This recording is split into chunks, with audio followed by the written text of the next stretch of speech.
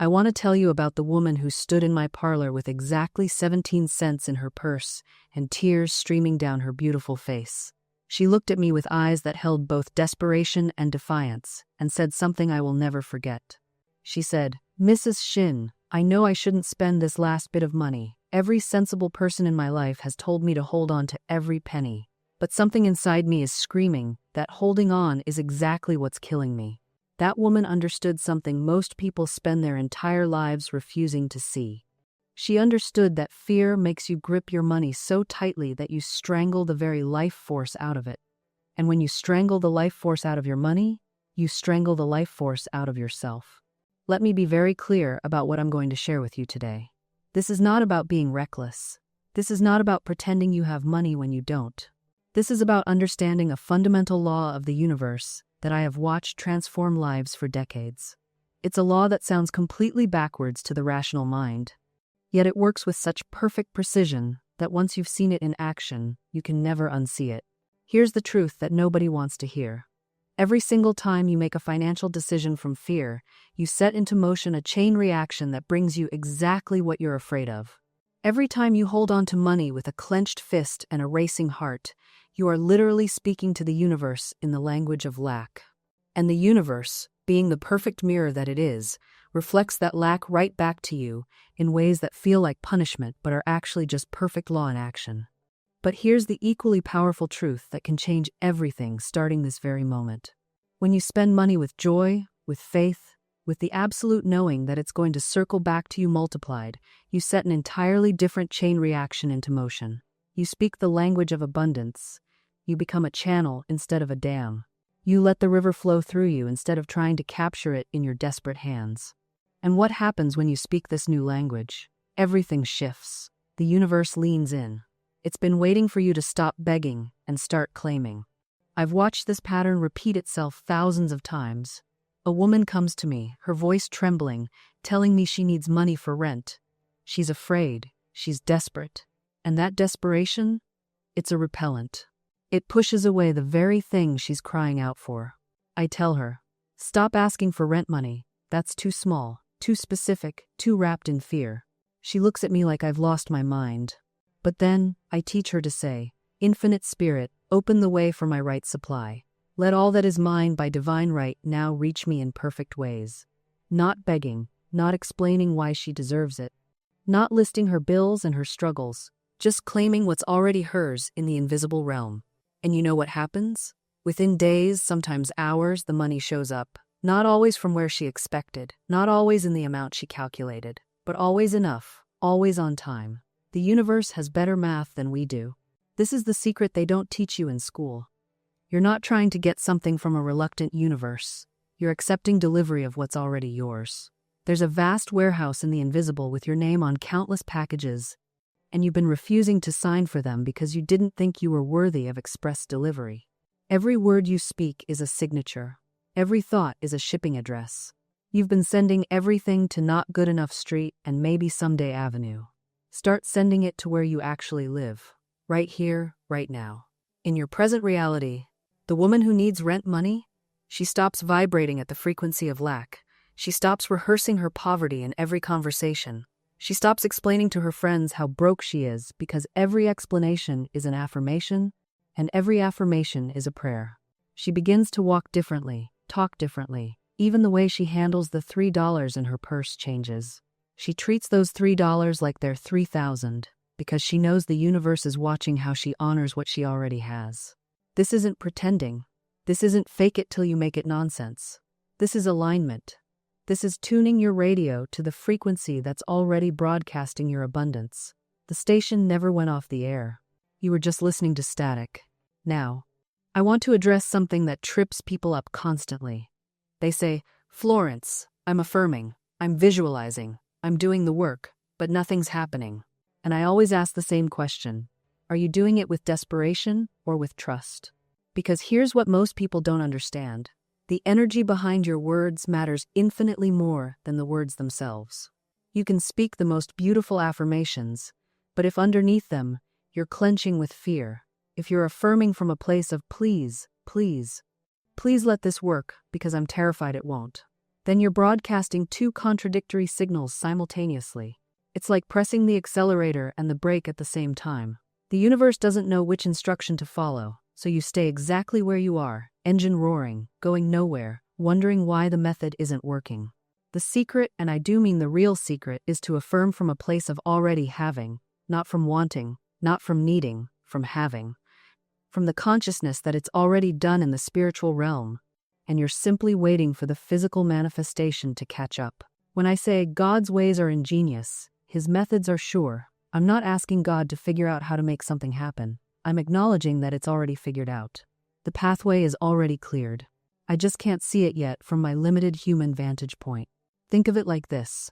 Imagine you've ordered something online. The moment you clicked purchase, the warehouse began processing your order. It's been packed, it's on the truck, it's in transit. Just because it hasn't arrived at your doorstep yet doesn't mean it's not on its way. You don't stand at your door panicking, will it come, will it come? You simply check the tracking and go about your day with absolute certainty that it's en route. That's the consciousness we're cultivating here. Not the frantic energy of trying to make something happen, but the calm assurance of knowing it's already in motion. You're not begging the universe. You're not convincing God.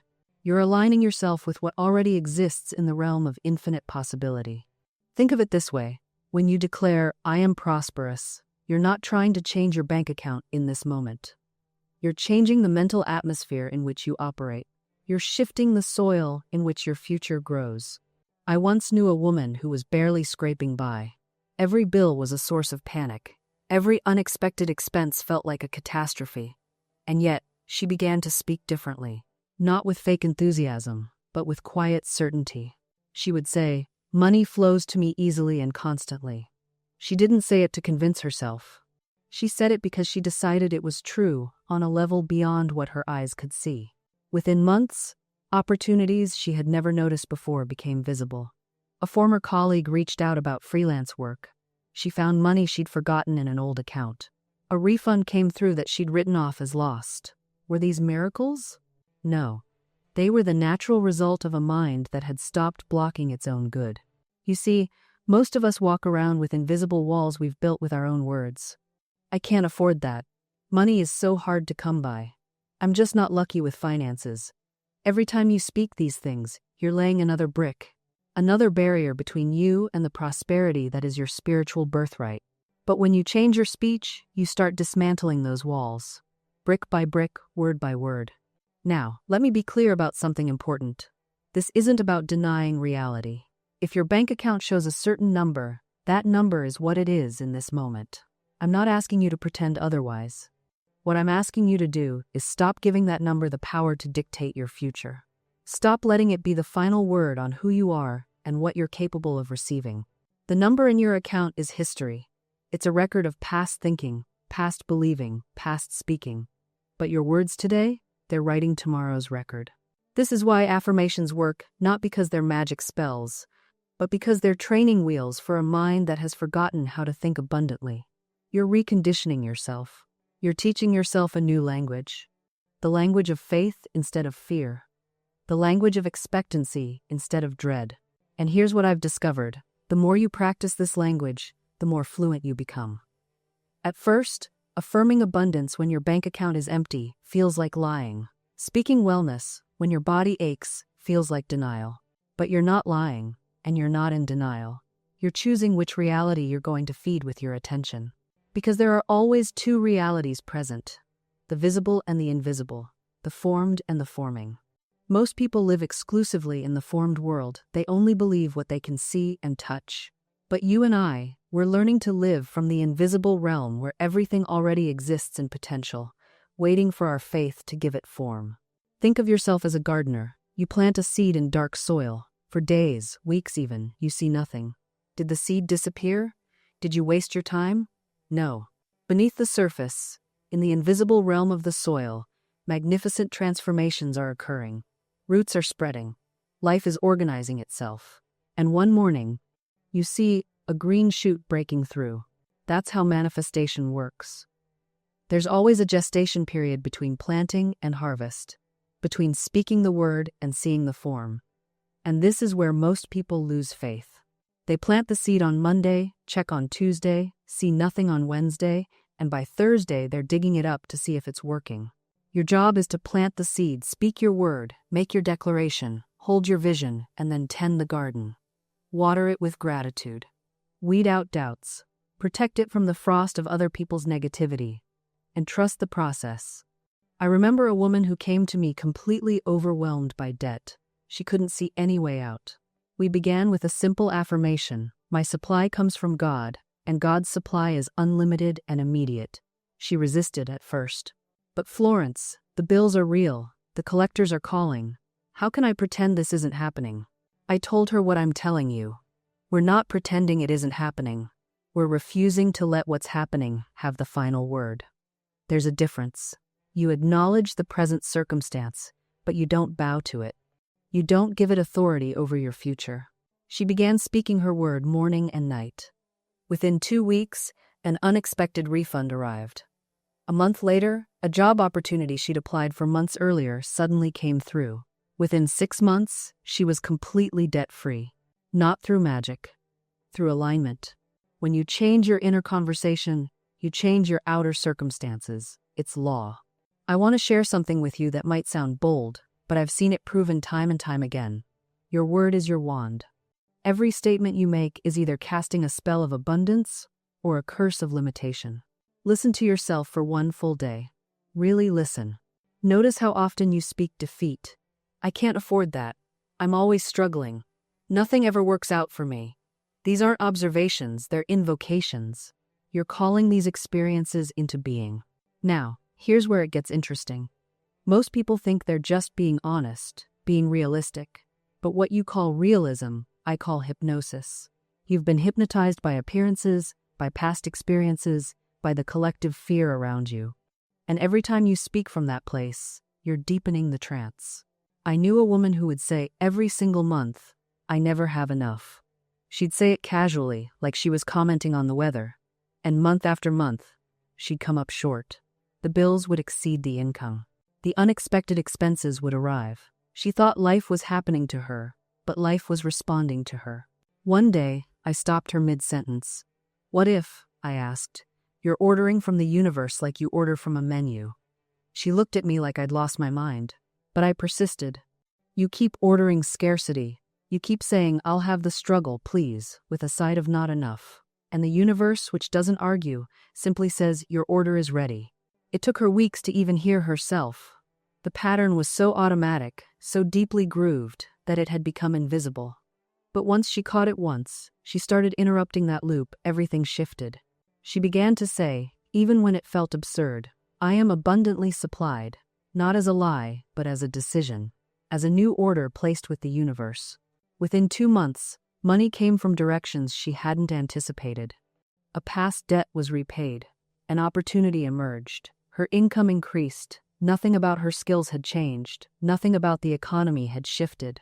But everything about her inner conversation had transformed, and the outer world rearranged itself to match. This is the part where people get tripped up. They try it once, feel foolish, and quit. Or they affirm abundance, while their entire inner world screams poverty. Your subconscious isn't fooled by words alone. It responds to conviction, to the feeling behind the words. This is why I insist that you must times feel times your way into the new state. You must become intimate with the feeling of answered prayer, of the wish fulfilled, before the outer world has caught up.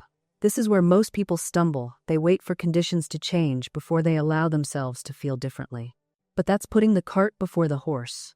The feeling is the secret, you see. The feeling is what moves the invisible forces into action. When you can hold the feeling of your desire as already accomplished, when you can wear it as naturally as you wear your own skin, the manifestation must follow. It's law. I knew a woman who wanted desperately to move into a larger home. For months, she affirmed and visualized, but nothing shifted. She came to me frustrated, convinced the universe had forgotten her. I asked her a simple question. "When you think of this new home, what do you feel?" She paused, then admitted, "I feel anxious. I feel like it's impossible. I'm just trying to convince myself it could happen." There was her answer. She was affirming one thing while feeling another entirely. Her subconscious was receiving mixed signals. The words said yes, but the feeling said no. and the subconscious always obeys the feeling. I instructed her to stop forcing the affirmations and instead to simply imagine herself in one room of this new home. Not the whole house, just one room. I told her to sit quietly each evening and feel herself there. Feel the texture of the furniture, see the light coming through the windows, hear the sounds of that space. Most importantly, I told her to notice how she felt in that room. Safe, peaceful, grateful? Whatever the feeling was, she was to steep herself in it. Within 3 weeks, a series of unexpected events unfolded. A relative offered financial help. A property became available that hadn't been on the market. The obstacles that seemed immovable simply dissolved. But here's what she told me afterward. Before anything changed externally, I noticed I had already changed. I stopped feeling desperate. I felt at peace, as if it were already done. That's the shift I'm speaking of. That's the inner transformation that precedes every outer manifestation. You cannot skip this step. You cannot fool the creative power within you by saying one thing and feeling another. Because here's what happens when you try to manifest from a divided consciousness. You scatter your creative energy in opposite directions. It's like trying to sail a boat with 2 sails pulling against each other. One sail catches the wind of faith, the other catches the wind of fear, and you remain stuck in the same place, exhausted from the effort but going nowhere. I've watched people affirm abundance while their eyes dart nervously to their bank account every few hours. I've seen them declare perfect health while mentally cataloging every physical sensation, searching for evidence of illness. They wonder why their words don't seem to work, why the law appears inactive in their lives. But the law is always active. It's responding perfectly to the truth of what they're holding in consciousness, not to the surface statements they're reciting. You must understand something fundamental. The universe doesn't respond to your words. It responds to your conviction. It responds to what you actually believe to be true about yourself and your life. Your words are merely indicators, symbols of the deeper belief structure operating beneath your awareness. This is why I insist that you cannot approach this work casually. You cannot treat affirmations like magic, incantations that work regardless of your inner state. That's not how consciousness creates. That's not how the law operates. The creative power within you is intelligent. It knows the difference between genuine faith and wishful thinking. It knows when you're trying to manipulate reality versus when you're aligning with truth. So, how do you bridge this gap? How do you move from intellectual understanding to embodied knowing?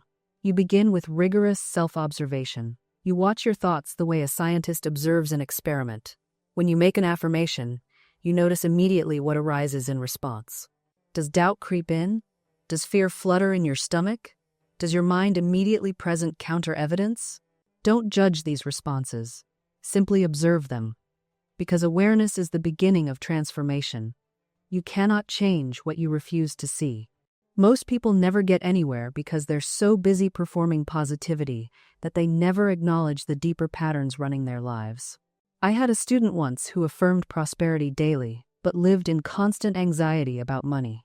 When I asked her to sit quietly after her affirmations and simply notice what she felt, she was shocked to discover a deep belief that life was fundamentally unsafe, that disaster was always lurking around the corner. That belief had been installed in childhood and was operating automatically, creating her experience regardless of what affirmations she spoke. Once she became conscious of that belief, she could address it directly. She began to observe when that feeling of impending disaster arose, usually when something good happened. Her subconscious had learned that good things were always followed by bad things, so it braced for impact whenever joy appeared. This is what I call the waiting for the other shoe to drop pattern, and it's extraordinarily common. She started working with a new affirmation: I am safe in the universe, and good follows good in my experience. But more importantly, she began consciously creating new evidence. When something pleasant happened, instead of tensing up and waiting for disaster, she would deliberately relax and say, "This is natural. This is how life works for me now." She was literally retraining her nervous system to accept good as normal. Within 3 months, her financial situation had completely transformed, not because the universe suddenly decided to favor her, but because she was no longer unconsciously sabotaging every opportunity that came her way. This brings us to another crucial understanding. Your beliefs create not just your reality, but your perception of reality. Two people can experience the exact same event and have completely different interpretations based on their beliefs. A person who believes the universe is abundant sees a parking space opening up as natural synchronicity. A person who believes in scarcity sees it as pure luck that probably won't happen again. Your beliefs literally filter what information gets through to your conscious awareness. This is why two people can walk down the same street and notice completely different things. The person looking for danger will spot every potential threat. The person looking for beauty will see 100 small wonders the other person completely missed. This selective attention is not conscious. It happens automatically based on what your subconscious mind has been programmed to find important. If you've been programmed to believe that criticism matters more than praise, you will remember every critical comment and forget every compliment. Your mind will literally delete the positive data because it doesn't match your existing belief system. This is why affirmations alone don't work for most people. You're trying to install a new belief on top of an operating system that's programmed to reject it. It's like trying to plant a garden in soil that's been poisoned. No matter how beautiful the seeds, nothing will grow until you clean the soil. The cleaning process requires awareness. You must become conscious of the beliefs running in the background of your mind. This isn't always comfortable. Many of these beliefs have been protecting you in some way, even if they're ultimately limiting you. But here's what I've learned through years of practice. These beliefs lose their power the moment you shine light on them. They're like shadows, terrifying when you can't see their source, but manageable once you understand what's casting them. I worked with a woman once who had a pattern of attracting unavailable partners. Every relationship ended the same way. Just when things got serious, the other person would pull back. She came to me frustrated, asking why this kept happening. We traced it back to a belief she'd formed as a child. If someone really knows me, they'll leave. Her father had abandoned the family when she was 7. That little girl had decided the safest thing was to choose people who were already halfway out the door. At least then, she thought she had some control over the inevitable. Once she saw this pattern clearly, once she spoke it out loud and recognized how it had been directing her choices for decades, something shifted. The belief didn't vanish overnight, these things rarely do, but it lost its unconscious grip on her. She could finally see it as what it was, an old protection mechanism that had outlived its usefulness. This is the work, you see. Not positive thinking plastered over wounds, not affirmations repeated while your subconscious screams the opposite, but honest, sometimes painful excavation of what's really running the show. And here's where it gets interesting. When you do this work, when you really look at these hidden beliefs and ask yourself, is this actually true? Is this serving me now? You create space. Space for something new to take root. I remember my own moment of reckoning with this. I'd been affirming abundance for months, doing all the right practices, but money remained tight.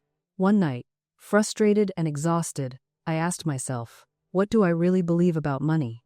And the answer that came up startled me. I believed that spiritual people shouldn't care about money, that wanting financial comfort made me shallow or less evolved. I'd absorbed this from religious teachings, from romantic notions about starving artists, from a culture that treats material needs and spiritual growth as opposites. No wonder my affirmations weren't working. I was trying to call in something my subconscious believed I shouldn't want. So I had to do something counterintuitive. I had to give myself permission to want what I wanted, to admit that I needed financial security, to stop pretending that struggle somehow made me more pure. And the moment I stopped apologizing for wanting abundance, the universe stopped withholding it. This is the pattern I see repeated endlessly. The artist who believes selling her work makes her a sellout and then wonders why galleries won't represent her. The healer who charges barely enough to survive because it's not about the money and then burns out after 2 years and returns to corporate work.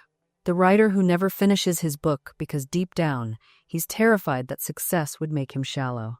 We're so busy protecting our spiritual credentials that we starve ourselves of the very resources that would allow us to do our real work in the world. Here's what changed everything for me. I realized that my resistance to money wasn't humility. It was actually a form of control. Stay with me here, because this goes deep. When you're struggling, when you're barely getting by, when you're always one emergency away from disaster, you get to stay small. You get to play it safe. You never have to find out what you're truly capable of. Because having money means having choices. And choices mean responsibility. And responsibility means you can't hide anymore behind your circumstances. The broke artist gets to say, I would write my novel if only I had time. But the artist with financial freedom has to face the blank page with no excuses left. The struggling entrepreneur gets to say, my business would thrive if only I had capital. But the entrepreneur with resources has to confront whether their idea actually works. This is the shadow side of poverty consciousness that nobody talks about. It's a hiding place, a legitimate excuse for why you're not living your purpose fully. And I had hidden there for years, telling myself I was being spiritual when really I was just being scared. The universe doesn't want your poverty. It wants your courage. It wants you to step up, claim your inheritance as a divine being, and use your resources, including money, to create beauty, to serve deeply, to make the impact you came here to make. When I finally understood this, I stopped making money wrong. I stopped making wealth the enemy. Instead, I started asking a different question. How can I be a clear, clean channel for abundance? And here's what I discovered. Money flows most easily when you're in alignment with your purpose and your value. Money isn't the goal, it's the result. It's the byproduct of you showing up fully in your gift, serving from your overflow, and trusting that the universe knows how to deliver. I had a student once who was a brilliant artist.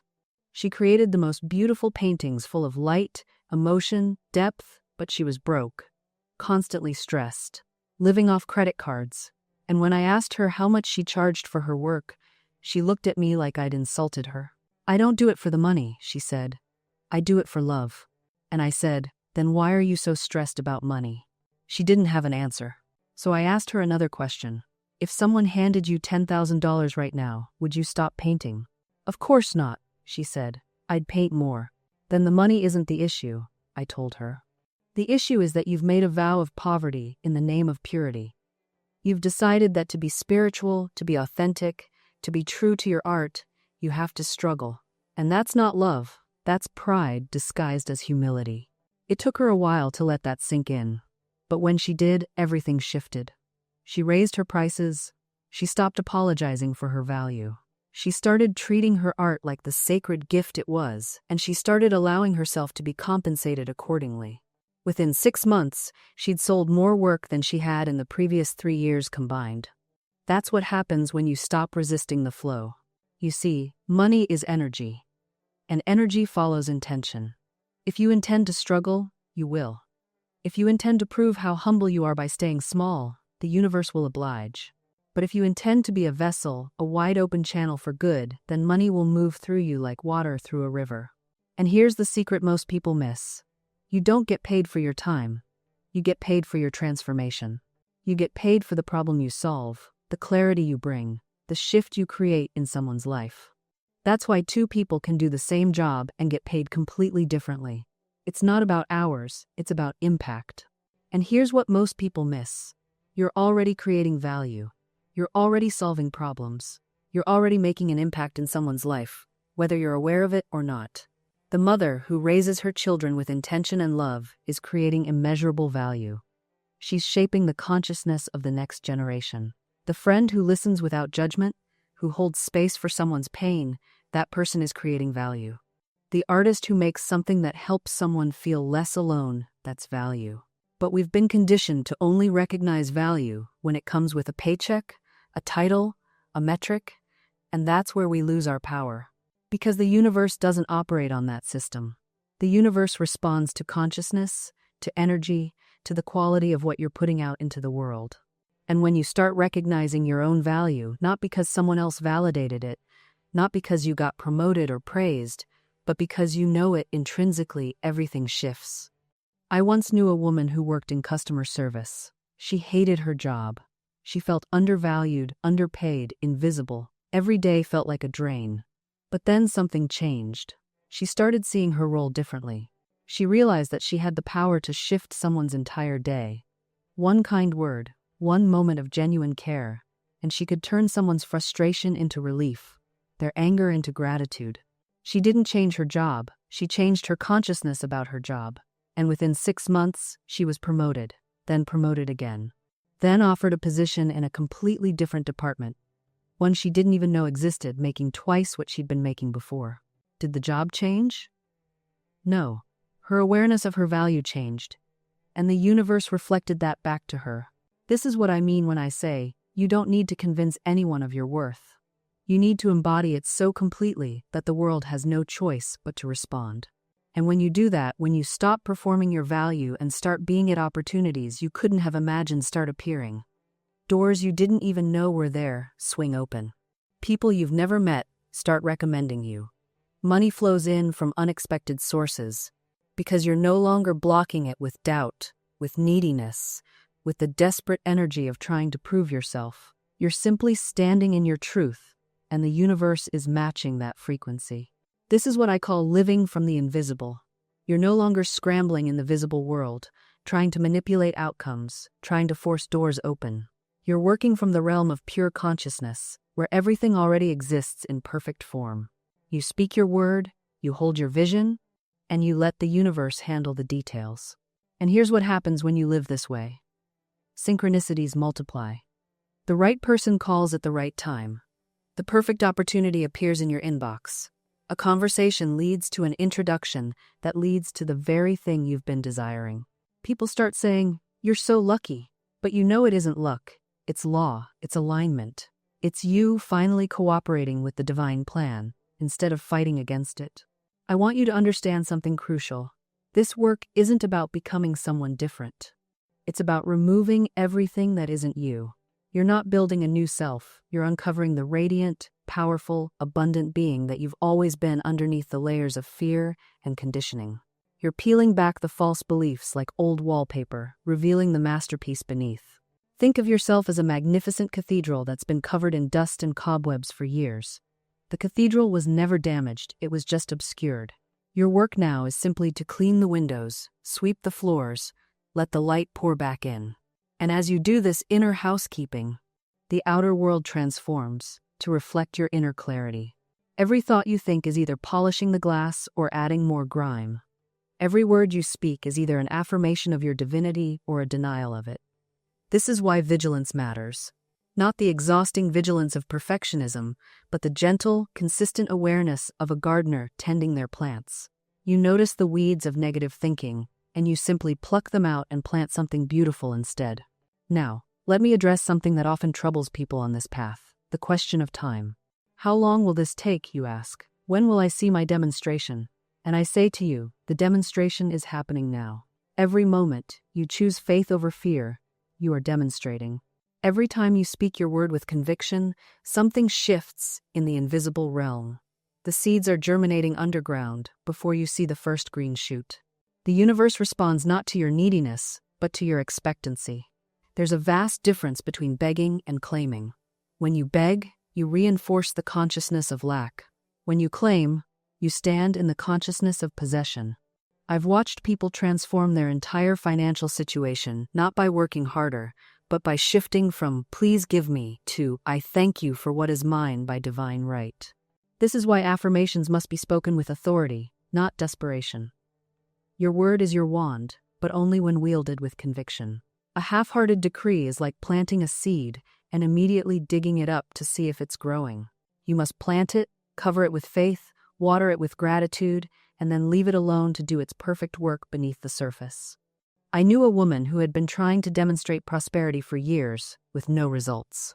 She would say her affirmations, but there was always a tremor of doubt in her voice, a question mark at the end of her declarations. One day I told her, "Speak to your good as if you're giving orders to a willing servant, not pleading with a reluctant stranger."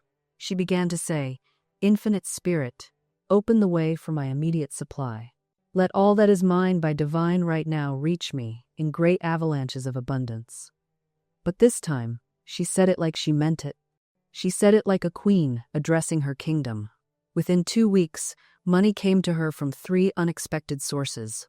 The shift happened in her consciousness first. The outer demonstration was merely the evidence of an inner change. This is the secret most people miss. They're trying to change conditions while maintaining the same consciousness that created those conditions.